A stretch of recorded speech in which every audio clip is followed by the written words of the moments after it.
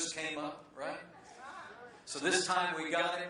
Then they turn on the TV the next morning, and Donald Trump is still standing strong, fighting for everyday Americans to rebuild this nation at home and abroad. You know, I got to tell you, Donald Trump understands the frustrations and hopes of the American people. I truly do believe, more than any other American leader in my lifetime since our 40th president, Ronald Reagan. I mean, Donald Trump has never forgotten the men and women in this country who work with their hands, who grow the food, who build our roads and bridges, tend to our sick, and teach our kids, and protect our families. And let me promise you right now, as the Chief Law Enforcement Officer of the United States of America, President Donald Trump will stand with the men and women in our law enforcement community. He will provide the resources they need to protect our families and come home safe to theirs.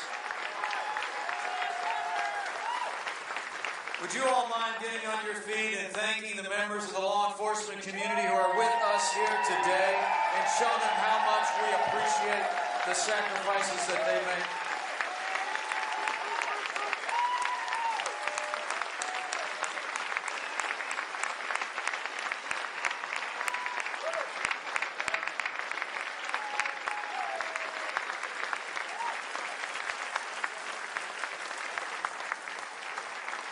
A stronger America at home and abroad, law and order, and a growing American economy. That's the vision of making America great again, and that's the vision that Donald Trump and I are fighting all across this country with your help to advance.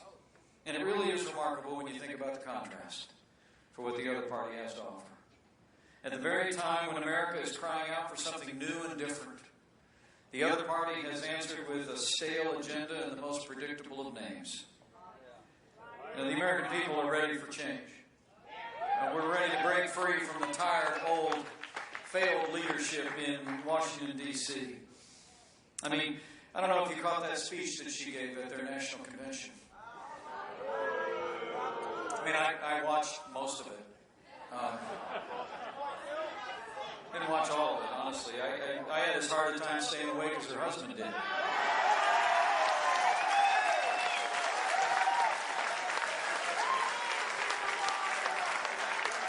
I mean, it wasn't just that it was long, you know, and it was late. It was just the same old, same old. It really was. I mean, the same tired policies that have resulted in our economy running into a ditch. We're in the weakest recovery in this country since 1949. The people of Pennsylvania know it. We feel it long before the morning after Hillary Clinton's speech before her national convention. We all got up, turned on the television. We heard that official Washington announced that our economy had grown by just 1.2% in the previous quarter. I mean, we have the lowest labor participation rate since the 1970s in this country. And most heartbreaking of all, today there are nearly 7 million more Americans living in poverty than when Barack Obama and Hillary Clinton came into office and into power. It really is incredible. And what's her answer? Well, Hillary Clinton wants to raise taxes by $1.3 trillion. Estimates are that it'll cost 300,000 American jobs and lower wages. She wants to increase spending by a minimum of $3.5 trillion on top of a $19 trillion national debt. She has no plan to reduce regulations. In fact, wants to expand the war on coal and even expand Obamacare. So let me say, for the sake of our security, for the sake of our prosperity, for the sake of preserving that we have the highest standards of integrity in the highest office in the land, men and women of Pennsylvania, let's decide here and now that Hillary Clinton will never be elected President of the United States of America.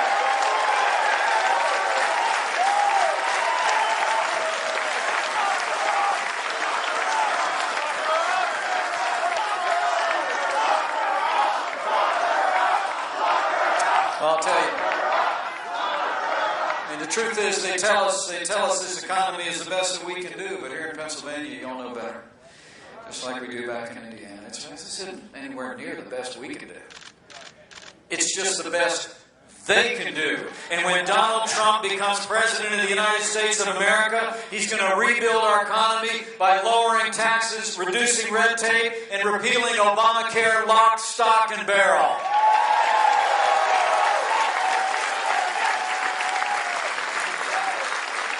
I hope you caught a little bit of that speech yesterday. I was there in Detroit with him. Donald Trump laid out the first of what will be a series of major addresses on a broad range of policies that will articulate our vision for a new administration in Washington, D.C. And his plan is simply this: to reignite the American economy through tax reform, regulatory reform, trade reform, and energy reform. I mean, Donald Trump and I, once we arrive in Washington, D.C., are going to roll our sleeves up and work with that Congress, and we're going to lower taxes on working families, small businesses, and family farms across the board. We're going to lower one of the highest business tax rates in the world to 15%, so businesses here in Pennsylvania can compete and keep jobs here in this state and in this country. And here in the beautiful hills of Lancaster. How about just give it up for how beautiful Lancaster is? Lancaster County.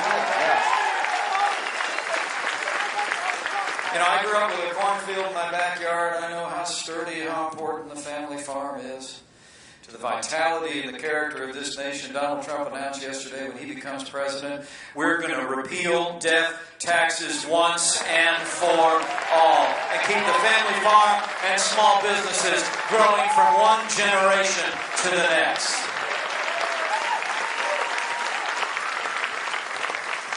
He talked about regulatory reform, trade reform. How about trade deals that are negotiated by one of the most successful business negotiators in the planet to make sure that NAFTA and all of our agreements work for American workers here in Pennsylvania, in Indiana, and in every state in this country. And on energy, I got to tell you, the contrast could not be more clear. You know, we have years now of an administration that literally has been waging a war on American energy, and particularly a war on coal. Hillary Clinton actually stood in front of a town hall just like this, and not long ago, and I'll paraphrase, she said, elect her and you're going to have a lot fewer coal mining companies and a lot fewer coal miners, right? Turn out the lights. We don't need a president who promises to put coal miners out of work. We need a president that will unleash the full potential of the American energy economy, end the war on coal, and let American coal and American energy stand tall again.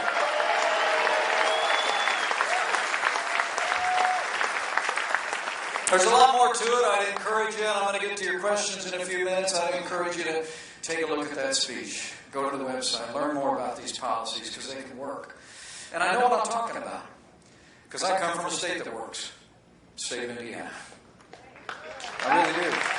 I mean, the state of Indiana, back a little more than 10 years ago, the state of Indiana found itself in a position not too dissimilar from a lot of states and even our nation's capital. Taxes were too high, we were running deficits and debt. Then we decided to take a turn toward common sense conservative leadership.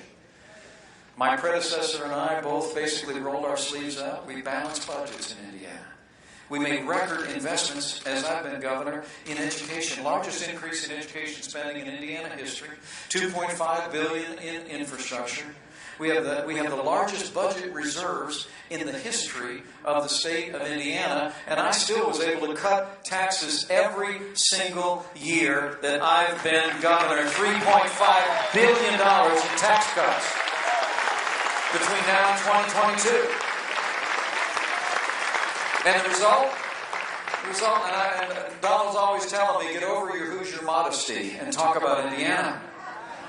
Because the result is that today, in our bicentennial year in Indiana, I'm proud to say there are more Hoosiers going to work than ever before in the 200-year history of the state of Indiana. And that's exactly the kind of leadership that Donald Trump is going to bring to the White House with the exact same results.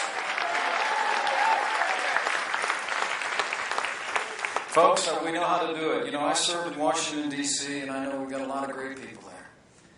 Got a lot of good people that are ready to work with common sense leadership in the White House once and for all.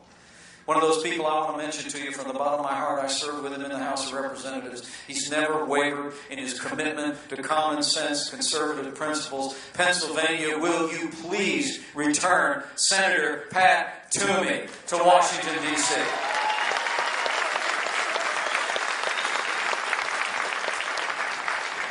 He's a man of integrity, and he's a great leader. Now, when you talk about the domestic agenda of this administration, your heart sinks, but it gets even worse when you look outside our shores, doesn't it? I mean, the failed policies of Barack Obama and Hillary Clinton have weakened America's place in the world. You know, President Obama just a few short days ago gave a press conference in which he said a few things about my running mate. So I thought I'd return the favor. He actually said that Donald Trump was, quote, woefully unprepared to do this job, close quote. Now, I will give you that Barack Obama would know a lot about being woefully unprepared to be president of the United States of America.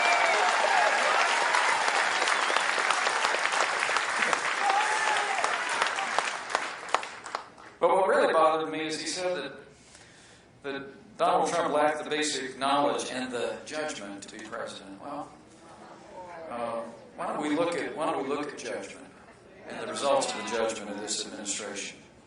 7.5 years of Barack Obama and Hillary Clinton's judgment on the world stage has resulted in a map across the wider Middle East that literally is unrecognizable from the day that they entered office.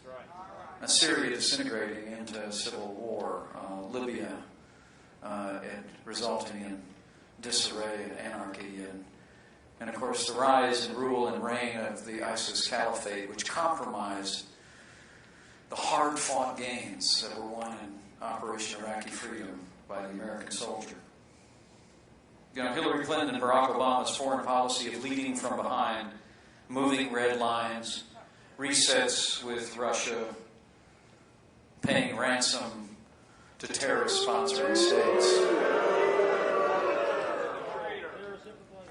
has resulted in the world seeming to spin apart. Every morning we wake up and there's another story that troubles our hearts. On that last point, let me make a promise to you. When Donald Trump is president of the United States of America, we won't be paying ransom to terrorists or their sponsors. Terrorists will be paying the price for threatening or detaining or harming the people of the United States of America or our allies.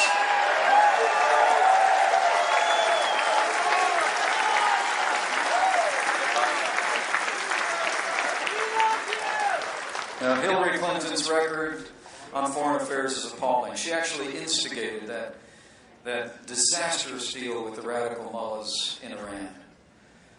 The most notorious aspect of which was that $400 million in cash on a pallet delivered to the day that those 4 Americans were released in violation of decades of American policy. But it was worse than that. $150 billion goes to a terrorist-sponsoring state, the leading terrorist-sponsoring state in the world. And just last week, the Ayatollah al-Khamenei actually referred to the relationship with America and that deal as, quote, deadly poison, and distanced himself from the very nuclear deal that Barack Obama and Hillary Clinton took to the national stage to claim as a success. And of course, let me say this, it was Hillary Clinton and her State Department who left Americans in harm's way in Benghazi. And after 4 Americans fell, she said, what difference at this point does it make? Well, let me say this. As the proud father of a United States Marine,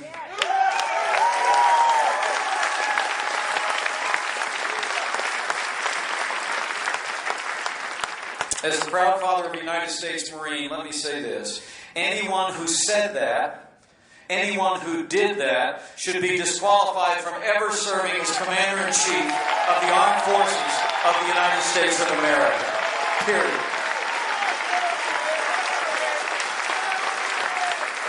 We cannot have 4 more years apologizing to our enemies and abandoning our friends. America needs to be strong for the world to be safe. When Donald Trump becomes President of the United States of America, we will rebuild the arsenal of democracy. We will stand with our military. We will confront our enemies, and we will destroy ISIS at its source and make the world safe again.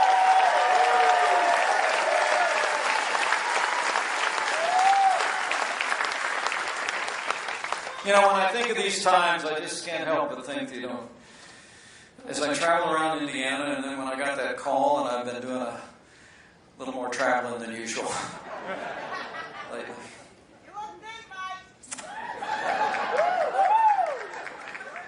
Let me say, when people say to me, what's it like out there? What are you hearing from people? I say, I think the American people are just tired of being told.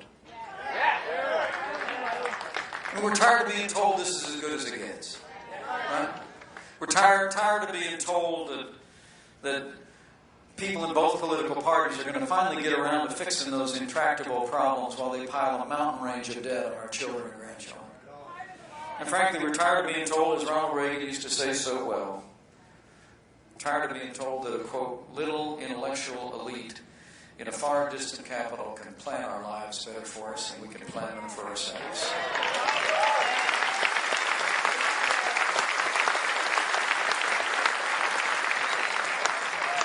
Let me tell you, we hear from time to time about these elites in Washington, D.C. that have got some things to say about my running mates. Every time I see a member of the establishment say that they're not for Donald Trump, I say, check the box, because he's for the American people, not for the failed establishment in our nation's capital.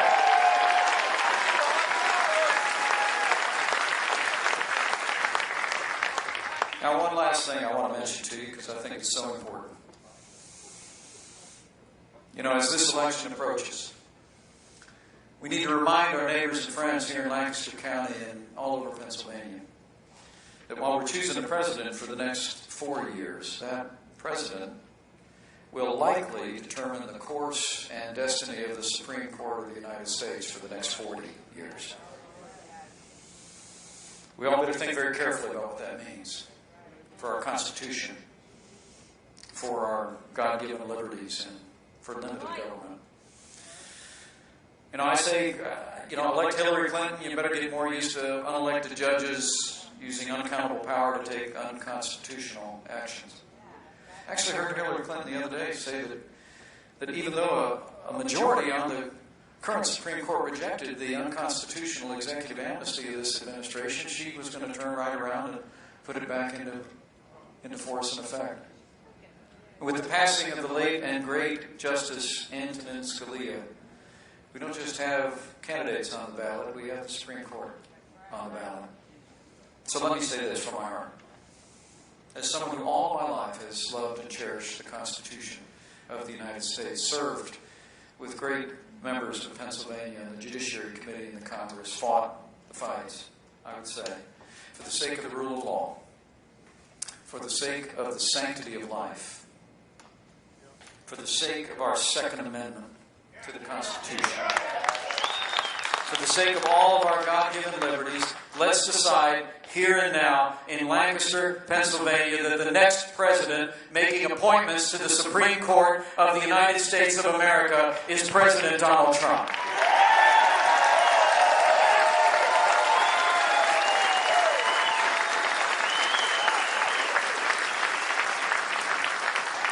Donald Trump believes in freedom, and he's going to be appointing justices to the Supreme Court who are in the model of that late and great Justice Antonin Scalia. You've seen the list. That list may grow, but it will be reflected in women and men who are principled constitutional conservatives. And that's part of the stakes of this election. Another way he believes in freedom, I love to tell this story because all the freedoms in our Bill of Rights we cherish, but I would submit to you that First Amendment is special. Our first freedoms are enshrined there. There's a great story about Donald Trump. He met about 6 or 7 months ago with a group of pastors from around the country, all of whom expressed enthusiasm for his strong stand for the sanctity of life, his strong stand for conservative ideals. And he looked at him, as he's wont to do, and he apparently said to them, well, can you go back and just tell the folks back home that you're for me? Right? He's not shy. And the word that came back to him was, well, we can't do that. And they began to explain to him that since 1954, when a senator by the name of Lyndon Johnson authored the Johnson Amendment to the Internal Revenue Code, that faith-based organizations of every nature could lose their tax-exempt status if they support or oppose a candidate for political office. Now, I love to say, politicians ask what the deal is, right? Leaders ask why. And Donald Trump asked why. Why in a country that cherishes the freedom of speech and the freedom of religion would that be on the books? And I'm incredibly proud to tell you, just a few short weeks ago, for the first time in the history of the Republican Party, the full repeal of the Johnson Amendment is in the platform of the Republican Party, and Donald Trump will sign a repeal of the Johnson Amendment when he becomes President of the United States and free up the pulpits of all the communities of faith of every stripe in this country to speak their mind and exercise their freedom again. It's really a great story, isn't it? Let me close with just one last word of encouragement, and then I really do want to run to your questions. And I hope you slide your hand in the air, and we've got a few microphones around, and we'll have a little more of a conversation before I slip off to Pittsburgh. Let me say, this is a very challenging time in the life of our nation, at home and abroad. My family and I answered this call that we got late that Wednesday night because we truly believe this is no ordinary time. I mean, it seems to me there's so many things that divide us anymore. So few great purposes that unite us. I think as we leave here today, I hope you'll leave here better equipped to go tell the story in your neighborhood, your friends, and in your workplace. Because I promise you, Pennsylvania will loom very large, as it always does, in deciding the leadership of this nation. We're going to win, Mike.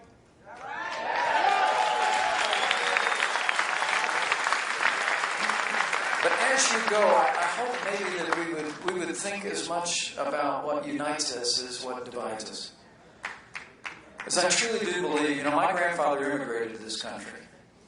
He caught a train after he went through Ellis Island. He caught a train, went to Chicago, Illinois, drove a bus for 40 years. Proudest man I ever knew. I was named after him. Richard Michael Cawley and Michael Richard Pence. He watched his youngest daughter marry a fast-talking salesman who took her down to southern Indiana. Bought a little house with a cornfield in the backyard. Looked a lot like Lancaster County. They had a gas station business. My brothers and I were all working and pumping gas as gas station attendants as soon as we could get away with it, right? Running out on the drive and earning it. My parents I love to say, my parents built everything that matters. A family, a business, and a good name, right? But my dad and my grandfather, we didn't talk so much, even though politics was different in our family, right? I mean, and divided even as it is to this day, but we always would come together on that broad foundation of what united us, about faith and family and the way we cherish freedom in this country. And I think we do well, before we part company today, to remember those things. Remember those liberties that are enshrined that we cherish. Remember that what's so special about this country, what brought my grandfather here, was, as the legend in our family says, that my great-grandfather put her hand on his shoulder as a young man and gave him that one-way ticket across the Atlantic. He wouldn't see her for 25 years, not lay eyes on her for 25 years. And she said, you have to go to America because there's a future there for you. And I'm part of that future. I can't even imagine what my grandfather's thinking looking down. Can't imagine. But we use big words. We use big words like freedom and like liberty, but the mystery of America is different from almost every other country throughout the history of the world, is that here in this country, if you will work hard, if you will play by the rules, if you look after your family and your neighbor, that anybody can be anybody. That's what the American dream is. And that's what we have to go out and fight to restore. And lastly, what I truly believe unites us and always has more than anything else, has since before the founding of this country, and will ever be true, I believe, that we are so many things in this big, burly country that is America.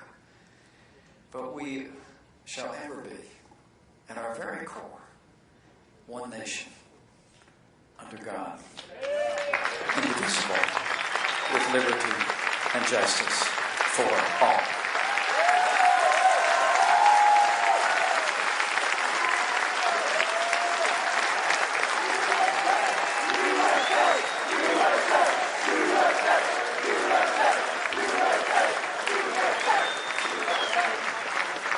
So, before I get to your questions, let me just remind you, just in case you are taking notes, what this choice is. Because I say this to people everywhere I go. I'll say it in Pittsburgh later today. You know, every cable TV show in the world, every network newscast, every radio broadcast, every mail piece, every newspaper article, every point and click on a website, doesn't matter one iota compared to you talking to someone who knows and trusts you about what the stakes are in this election. Okay? And so I want you to leave here today and I want you to tell somebody. I want you to stand up. I want you to help people understand that this election is very simple. It's between change and the status quo. It's between a vision for a stronger America at home and abroad, or continuing down the same path of failed leadership that has weakened our nation. That's the simple choice. So here it is. If you want a president who will protect this nation, rebuild our military, confront radical Islamic terrorism, and rid the world of ISIS, if you want a president who will restore law and order to this country and provide our law enforcement community with the support and the resources that they need and deserve, if you want a president who will cut taxes, roll back red tape, grow our economy, squeeze every nickel out of that bloated federal bureaucracy, and repeal Obamacare lock, stock, and barrel, if you want a president who will build a wall, restore our borders, and enforce our laws for a growing American economy, and if you want a president, I promise you this, I promise you, guaranteed, if you want a president who will upend the status quo in Washington, D.C.,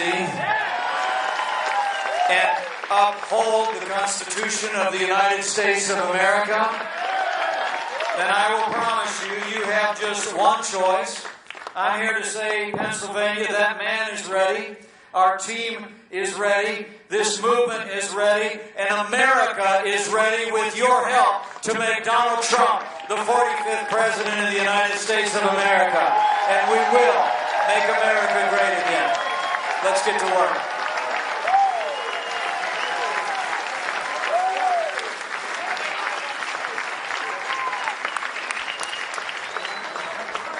Thank you all. Thank you. I'm glad to get that off my chest. Now, I really do believe, I appreciate you putting up with a few thoughts from me today, because I think it's important for us to remind ourselves what we already know. We're 3 months to go, almost to the day. We're head down, but we've got to go talk to our neighbors and friends about the stakes, so I hope some of that is helpful. I'd love to have you slide your hand in the air, share with me your first name, and please feel free to call me Mike. Mike. Yes, sir, right over here. Hi, Mike. We love you, Mike. Number one. My name is Lisa, and having served as a member of Congress and the governor, you have an interesting perspective on the issues of the day. what do you think is the greatest challenge and the greatest opportunity for the United States of America in the next decade? That's great. Well, thanks for mentioning. Before I was governor of Indiana, I served for 12 years in the Congress. And I often tell people if I only had 12 years left to live, I'd want to live it as a member of Congress because that was the longest 12 years of my life. Thank you. Thanks for that standing up. I think the greatest challenge, the greatest opportunity is very simply going to be met with leadership. I mean, I think in a very real sense, you could look at periods throughout American history where leaders have stepped forward and provided renewed and energetic leadership, not on behalf of the special interest, but on behalf of the American people. And the change each and every time has been dramatic and at times even overwhelming. And this is such a time. And so whether you're talking about rebuilding our military, which is sorely in need of replenishment and resupply and strengthening, and we'll do it in the Trump administration. Or whether you're talking about simply standing strong on the world stage. Or whether you're talking about reining in runaway federal spending. I mean, yesterday Donald Trump not only talked about lowering taxes across the board for working families and small businesses, but he also talked about rolling back the hidden taxes of regulation and cutting the red tape that's been an avalanche out of this administration. And I really do believe all of this can happen much more quickly than people think. I love to, and Donald encourages me to always mention Indiana. But just to show you how quickly we made change in Indiana, that's how quick we can make change in Washington, D.C. But it will be met with strong leadership that gets up every day and fights for the American people. And that is Donald Trump, I promise you. It truly is. Yes, sir, right over here. Hi, Jeffrey. I am the elected tax collector for East Lancaster Township, and I got elected by 1 vote and marbled 2. And after I took my oath of office to defend the Constitution, I sued the United States government over the Affordable Care Act personally because it allows the government of the United States to control the tenets and teachings of your religion. The case went to the United States Supreme Court, and it was not covered by a single newspaper in the United States. And I recently got an opportunity. What did the court do with it? The court not only denied hearing the case, they denied to even respond to the petition. So I took the entire petition and filed it recently on the day Hillary got immaculated in another court case in federal court in Philadelphia, and it is part of case number 163164 in the U.S. Court of Appeals right now as part of that case. Okay. It essentially says that the United States government cannot control the tenets or teachings of your religion, period, in violation of the U.S. Constitution. Good for you. Good for you. My question is... It's like my favorite tax collector I've ever met. All right. Okay. I want to help you guys get elected, and here's a shirt, wear it, and you will be the next Vice President of the United States. Okay, good. Hand that over. Thank you so much. Thanks for your principle, stand for our freedom. Now, give him a round of applause. That's pretty good. Welcome.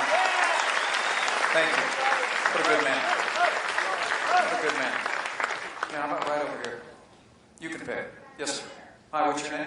I'm Tom. Hi, Tom. Governor Pence, what do you think are the keys to winning in November 8th? The keys to winning in November 8th. Number one, I'm a big believer in hard work. Okay? I really am. So if you haven't gotten involved in this campaign in Pennsylvania yet, please correct that before you leave. All right? I mean, I'm a big believer in door-to-door. I'm a big believer in making phone calls. I'm a big believer in talking to your neighbors and friends directly. I promise you, Donald Trump and I are traveling literally all over the country, and this guy, I got to introduce him yesterday in Detroit. I get to do that a fair amount lately. Comes with the job. I hope it's a 4-year gig at least. But I always say he's a hard man to precede, right? But he's also a hard man to outwork. I mean, he is on it. He's in North Carolina today. If memory serves, he's all over the place. And so I just think it's about shoe leather. I mean, look, we're swimming upstream here against an overwhelmingly biased national media. We just are. Okay? And the truth of the matter is that you can turn on the evening news. I watched last night, one of the network news is on TiVo. I got home about midnight from the campaign trail. I was in Iowa yesterday. It was great. Senator Joni Ernst endorsed Donald Trump yesterday. Congressman Steve King endorsed Donald Trump yesterday. It's fantastic.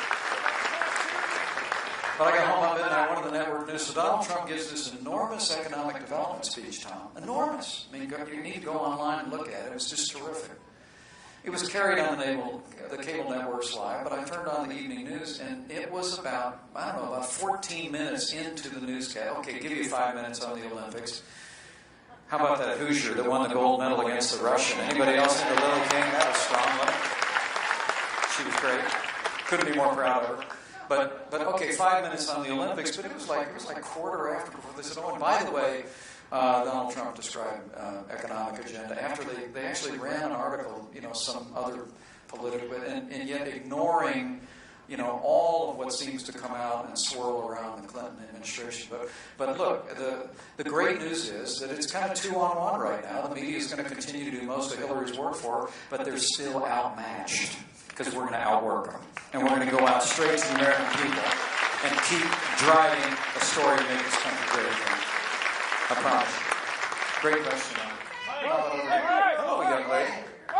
Hi, my name is Renee, Hi, Renee. and I'm going into 5th grade. My question is, I love 5th grade. what is Mr. Trump's plans for education and Common Core? Oh, good. Hey, tee it up. What a well-spoken young lady. Give her a round of applause, would you? Good job, man.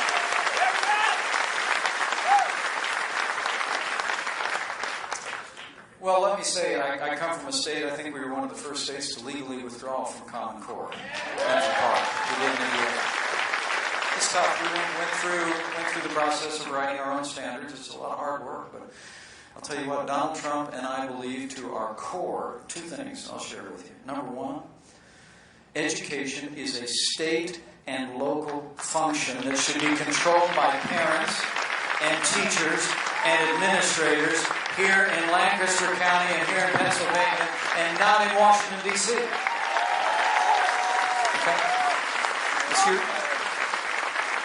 Can I just say this to you? Huh? You're too important.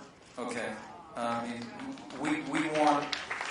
Thank you. I mean that from, I'm a governor. I hope to be a vice president. But the highest office I'll ever hold is dad, right? So I got 3 kids. And this is what it's about. So we want our schools to be controlled closest to the people that care the most about you, if I can put it that way. Thomas Jefferson said it kind of more fancy. He said, government governs least, it governs best. That means the government that is closest to the people always is most responsive to the people. When it comes to education, when it comes to public safety, we want our government right here, right? Nose to nose with us so we can hold them accountable, don't we? Second thing is Donald Trump, and I'll tell you he's passionate about this, girl. Donald Trump and I believe that parents across Pennsylvania and across America should be able to choose where their children go to school regardless of their income and regardless of their area code. He's passionate about it. He's really passionate about it, which really resonated with me because Indiana, I'm proud to say, is home of one of the largest educational voucher programs in the United States of America. We've extended opportunities to disadvantaged kids all over Indiana to go to another public or private or parochial school of their choice.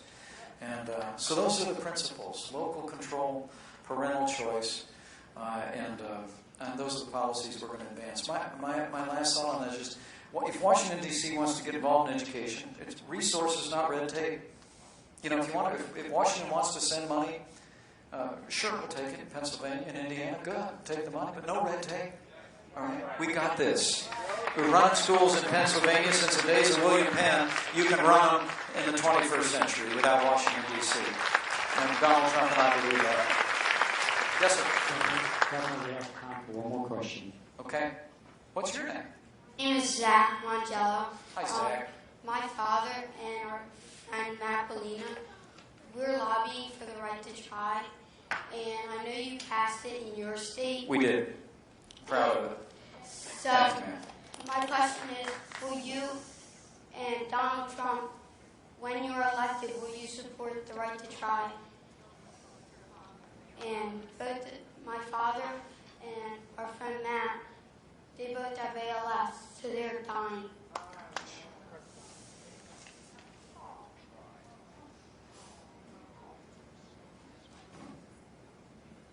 We need your help.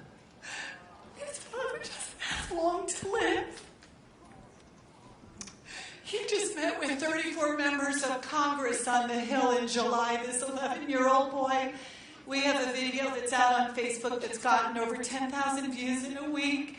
And this boy has been on the Hill lobbying for his father's life, along with all terminally ill Americans.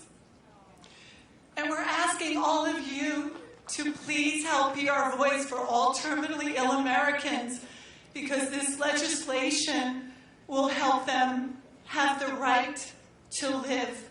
And we know that Donald Trump will help make this happen. Governor Pence was wonderful in passing right to try in the state of Indiana with Jordan McLean, who you know.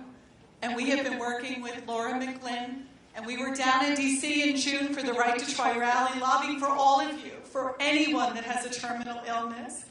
And Zach and Eric, they have been so brave. They have 6 kids.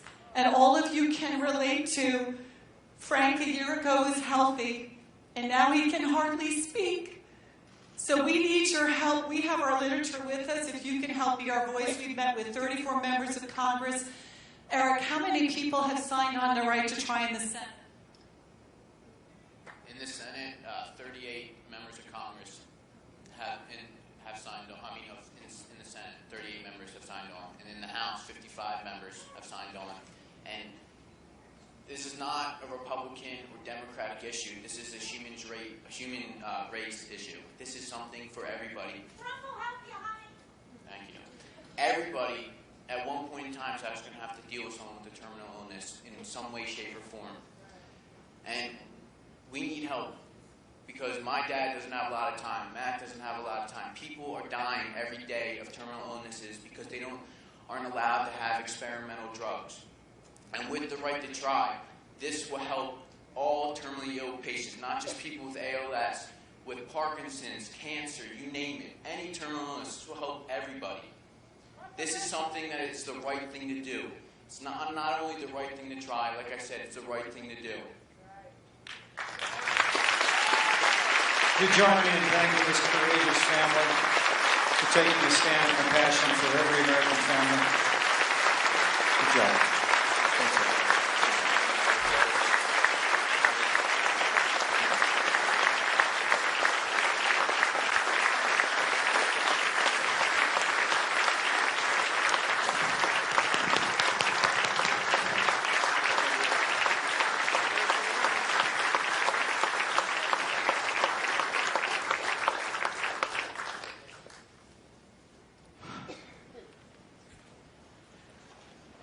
Thank you for sharing that with everybody here in Lancaster. I'm very proud the state of Indiana signed right to try legislation into law. And I promise you, Dad, I promise Matt, we're going to take your incredibly powerful, courageous, inspirational example. We're going to take it to Washington, D.C., and we're going to get it done. We're going to open the doors. We're going to open the doors to treatment.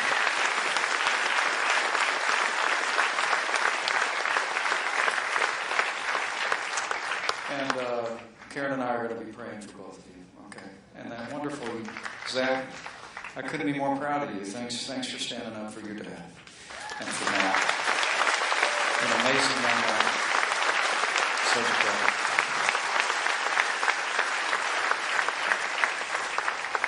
Well, they're going to make me head off to Pittsburgh on that incredibly inspiring note, but thank you all. Thank you for coming today. I'm very humbled by this turnout today. I hope you leave here today encouraged. I hope you leave here inspired by this courageous family. I hope you know if we will do the work every day between now and Election Day, we will make America great again when we elect Donald Trump as the next president of the United States of America. So let's get to work and let's get it done, Pennsylvania. Thank you very much and God bless.